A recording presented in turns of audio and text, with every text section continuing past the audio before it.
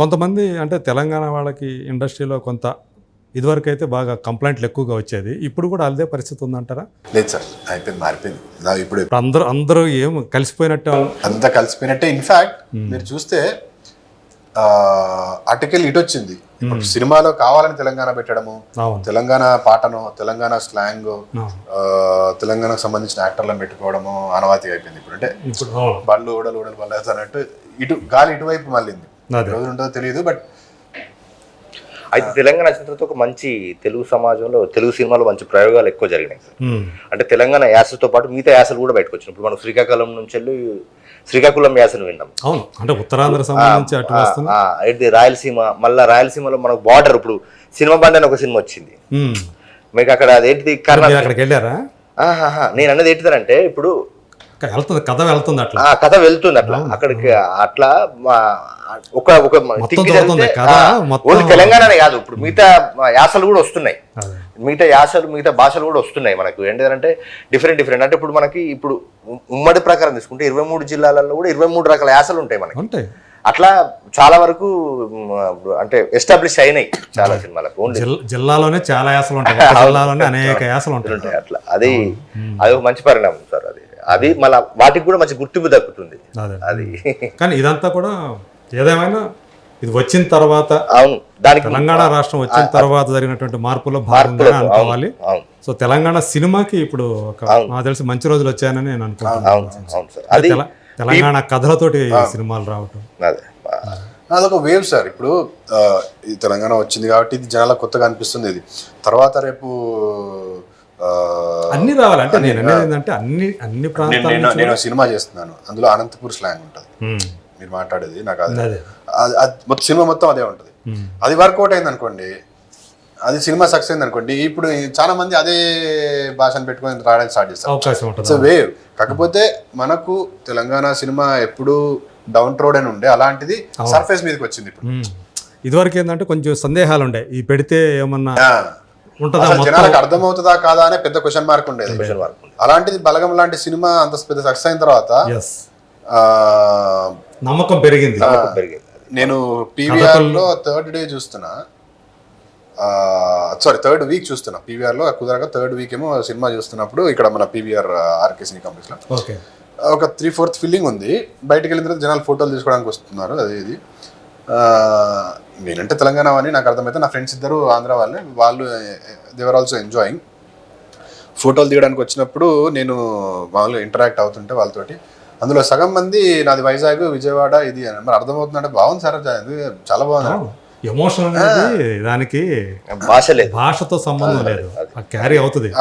మనకి చాలా మంది అర్థం అయినా కాకపోయినా హాలీవుడ్ సినిమాలు చూస్తూనే ఉంటారు, తెలియదు అసలు మాట్లాడుకునేది. కానీ ఆ సీన్లో ఉన్నటువంటి అది వాళ్ళకి అంతరార్థం తెలిసిపోతూ ఉంటుంది, మనం ఏ భాష చూసినా అంతే. సో అట్లానే ఇప్పుడు ఇది మరీ అస్సలు కాకుండా పోదుగా, కొంత అర్థం అవుతుందిగా, అసలు అర్థం కాకుండా పోదుగా. కనబడేది వినబడేది, మనకు వినబడేది అర్థం కాకపోయినా కనబడేది అర్థమవుతుంటది, కనబడేది అర్థం కాకపోయినా కానీ వినబడేది అర్థమవుతుంటది. కొన్ని నానుళ్ళు ఉంటాయి, అంటే ఆ ప్రాంతానికి ఆ యాస దానికి ప్రత్యేకమైనది, అది అందరికి అర్థం కాకపోవచ్చు కానీ భావం అర్థం అవుతుంది. ఇందులో కొత్త ప్రయత్నం ఏంటంటే సార్, తెలంగాణ సినిమా అంటే ఇప్పటి వరకు తెలిసో తెలియక ఒక ముద్ర పడిపోయింది, తాగుడు తాగుడు తాగుడు కల్చర్ అనేది. అందరు రివ్యూవర్స్ అందరూ ఇదే పెట్టారు. అదేనండి, అంటే ఒక సినిమా కలిగించిన ప్రభావం అంత రేంజ్ లో ఉంది. అదే సినిమా నల్లిబొక్క అనేది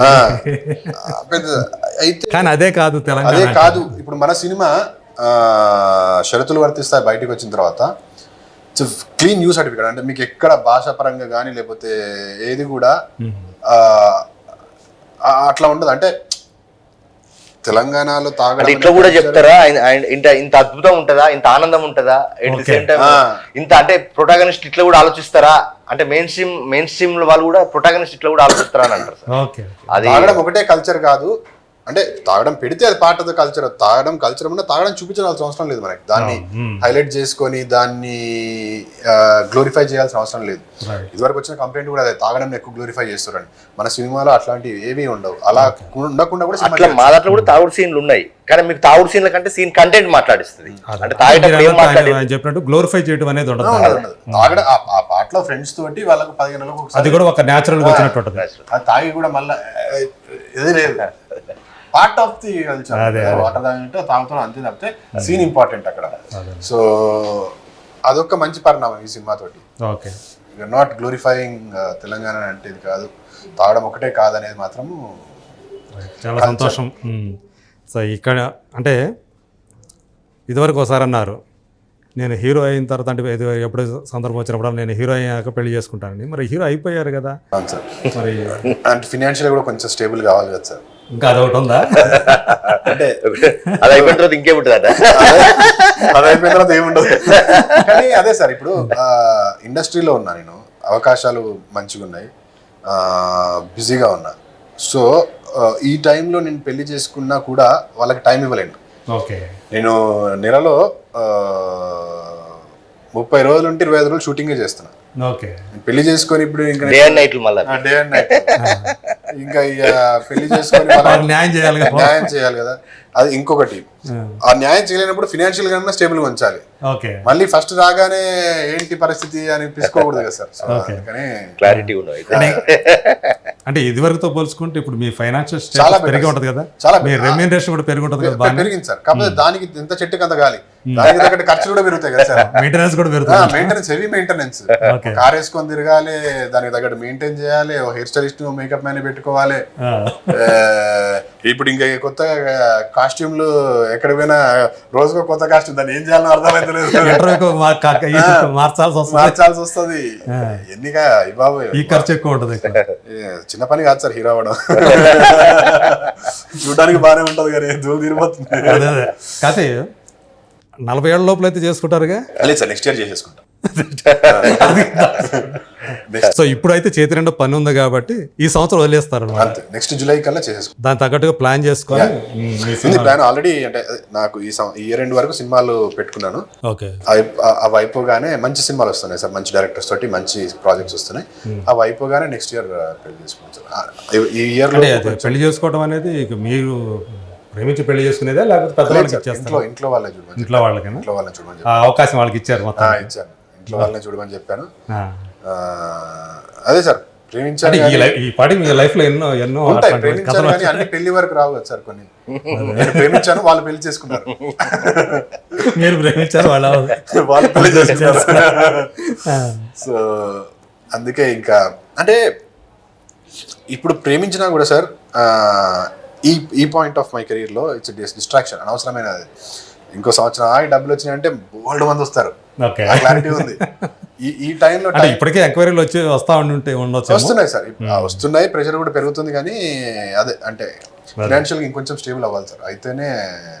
సో వచ్చే సంవత్సరానికి వచ్చేస్తుంది. హైదరాబాద్ లో నేను నా కష్టార్జితంతో ఒక ఇల్లు తీసుకోవాలని ఉంది. అది తీసుకున్న ఇప్పుడు ఇంకా ఇల్లు లేదు సార్.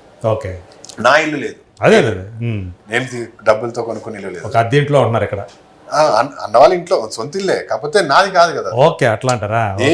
నేను కొనుక్కొని నా డబ్బులతో నేను కొనుక్కుని ఇల్లు ఉంటే అప్పుడు నేను పెళ్లి చేసుకున్న అమ్మాయిని అక్కడ పెట్టొచ్చు. అవును, అందులో ఇంటివాడు అయిన తర్వాత ఒంటివాడిని అయితే.